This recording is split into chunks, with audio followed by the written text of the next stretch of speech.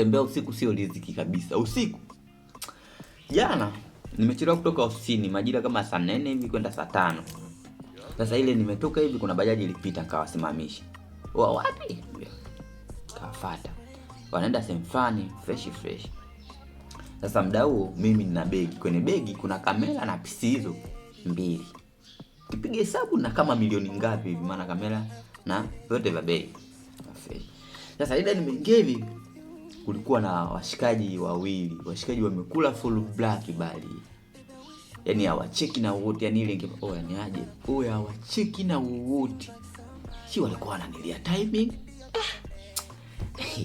Sasa ile nimekaa mwenyewe ngajitia wanaume. Kaka. Washikaji nikigusa hivi si mili yao vyuma wale. Tukaondoka. Yaani kwa kila nikiwaangalia washikaji ni kama wananilia timing.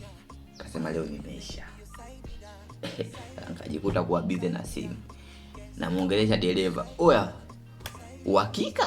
Ambia freshi. Masawa tukaenda.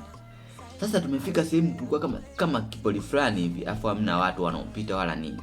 Sema washikaji leo washaniingiza chaka. Bajaji ikasimama. Kama dereva vipi? Ambia oya umefika ndo hapa. Ambia kumbe nimefika. Ikabidi nishuke nikawaga wale washikaji fresh. Nikaondoka na wao wakaondoka. Hivyo.